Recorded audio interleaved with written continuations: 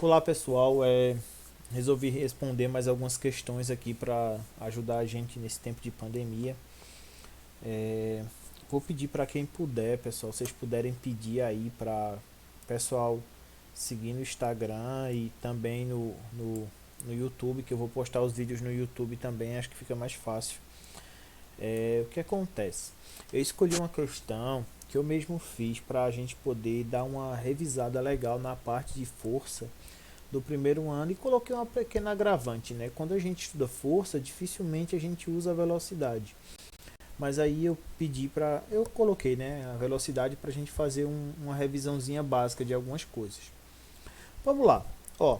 Considerando que o sistema aqui ao lado foi abandonado do repouso, podemos afirmar que a velocidade com que o bloco B atinge o solo é aproximadamente. Vamos lá. Vamos analisar aqui essa figura. O bloco B, né, está ligado ao bloco A por esse fio aqui, né? Eu tenho algumas informações aqui, ó. Isso aqui é o coeficiente de atrito. Então ele está querendo dizer que existe atrito aqui, ó, entre o bloco e enfim, e esse outro pedaço aí. Seria uma mesa, mas deixa para lá. Ele diz assim, ó, a distância entre o bloco B e o solo é de 1 metro. Ou seja, quando abandonar ele do repouso, né, daqui para ele chegar aqui, a gente vai ter uma distância de 1 metro, tá? Então vamos lá. Eu quero saber a velocidade com que o bloco atinge o solo. Primeiro, que tipo de velocidade é essa? Tá? É uma velocidade constante ou é uma velocidade, entre aspas, variável? Ou seja, a gente está falando aqui de um movimento constante ou de um movimento variado? De um movimento variado, certo, pessoal? Como assim, professor? Se você for ver, a gente está lidando com forças aqui, né? Vai ter a força peso aqui embaixo do bloco, tarará, tarará. E isso faz com que a gente precise fazer algumas análises. Se eu estou lidando com força-peso, quando a gente fala de força, força é massa vezes aceleração. Ou seja, se tem aceleração, é um movimento uniformemente variado, MUV. Ou movimento retilíneo uniforme variado, tanto faz. Aí é que tá. A gente precisa conhecer as fórmulas que nos dão a velocidade no movimento variado. A gente tem a fórmula básica que diz que a velocidade final é a velocidade inicial mais a aceleração, mais ou menos, né, vezes o tempo. Ok? E temos que a velocidade ao quadrado é igual à velocidade inicial também ao quadrado, mais ou menos, né, Torricelli, 2 vezes a aceleração vezes o deslocamento, a distância. O que acontece, pessoal? Vamos fazer uma análise. Velocidade inicial, como ele partiu do repouso, quer dizer que ela vai ser zero. Nas duas fórmulas eu não vou usar. Então, qual dessas duas fórmulas vai me dar a velocidade? Essa fórmula aqui eu preciso da aceleração e também preciso do tempo, que eu não sei nenhum dos dois, que eles não me deram. Aqui eu preciso da aceleração e da distância. Opa, só que essa distância eu já sei. Né? Ele me deu uma distância de 1 metro, ou seja, tá ok. Com isso, eu só vou precisar encontrar a aceleração e eu vou abandonar essa fórmula aqui, ó. Porque nessa fórmula eu precisaria achar tanto a aceleração, que eu não sei, quanto o tempo, que eu também não sei. E aqui eu só preciso achar a aceleração, ok? Que a distância eu já tenho. Agora que a gente viu qual é a fórmula principal para a gente poder fazer a questão, a gente vai precisar concluir essa fórmula. A velocidade ao quadrado é igual a mais ou menos 2, mais ou menos tanto faz, 2, vezes a aceleração, que eu vou deixar o espaço, vezes o deslocamento, que é 1. Percebam que para eu concluir essa questão, eu preciso aqui, ó, da aceleração. E é para isso que eu vou fazer todo esse probleminha aqui com esses blocos. Não sei se vocês se lembram bem, mas quando a gente faz uma análise de um sistema que envolve blocos, normalmente a gente encontra a aceleração mesmo. É a primeira coisa que a gente acaba encontrando. Também é preciso que a gente faça a análise das forças de cada bloco. Eu vou analisar primeiro o bloco A. Lembrando que eu estou me baseando na ideia de que a força ou a força resultante, né, tanto faz, é igual a massa vezes a aceleração, que é a segunda lei de Newton, ok? Força resultante. A força resultante é a soma e a subtração das forças que atuam no bloco. Então, primeiro vamos imaginar o movimento. O movimento ele vai ser assim, ó, nesse sentido, ó. Ó. Por quê? Porque esse bloco tem 8 quilos. Obviamente, esse bloco vai puxar o bloco A, o bloco B vai puxar o bloco A, né? Porque eles estão ligados pela corda, e ele vai cair, tá bem? Então, assim, analisando o bloco A primeiro, quais são as forças que atuam no bloco A?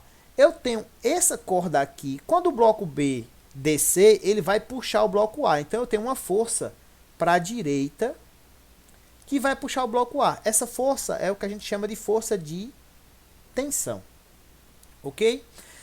E essa força, ela é positiva. Por que ela é positiva? Porque ela está indo no sentido do movimento. O movimento vai ser para a direita do bloco A, né? O bloco A vai ter um movimento para a direita, uma vez que o bloco B vai ter um movimento para baixo, ok? Então, assim, aqui, ó, eu vou ter uma força de atrito. A força de atrito ela é sempre contrária ao movimento. Então, eu tenho uma força positiva de tração menos uma força negativa de atrito aqui no bloco A. Essas forças resultantes vai ser a massa do bloco A vezes a aceleração, ok? Agora vamos imaginar o bloco B. O bloco B ele vai vir para baixo, né, seguindo o movimento. Ou seja, quem é que puxa ele para baixo? Quem puxa o bloco B para baixo é uma força peso. Porém, essa força peso ela vai ser positiva, uma vez que ela vai seguir o movimento do sistema. Uma vez que essa força peso puxa o bloco para baixo, a força da corda, né, ela está puxando o bloco para cima, ou seja, ela está segurando o bloco. Nesse caso, essa força da corda, né, essa tensão, ela vai ter que ser negativa. Ou seja, nesse sistema, eu vou dizer que eu tenho uma força peso em B positiva e uma força negativa de tração, que é igual à massa do bloco B vezes a aceleração do sistema. Para a gente resolver esse sistema, a gente usa o método da adição, né? Do mesmo jeito que a gente faz várias contas em matemática, né, de sistemas. Ó, um T positivo corta um T negativo, que eu estou somando, né? Se eu somar essas duas forças, eu vou ficar com o peso da força B menos a força de atrito. Vou botar um A aqui, que é do bloco A. Quando eu somar isso aqui, pessoal, esse com esse, eu não sei se vocês lembram, mas fica assim, ó, a massa de A mais a massa de B vezes a aceleração. Ok? Agora, vamos calcular essas forças separadamente para ficar mais fácil para a gente. Peso de B. Como é que eu calculo a força peso? E aí, como eu falei que é uma revisão boa, é porque a gente vai usar várias fórmulas para revisar. O peso é a massa do bloco vezes a gravidade.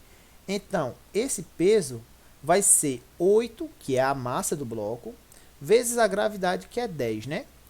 Ou seja, 80 newtons.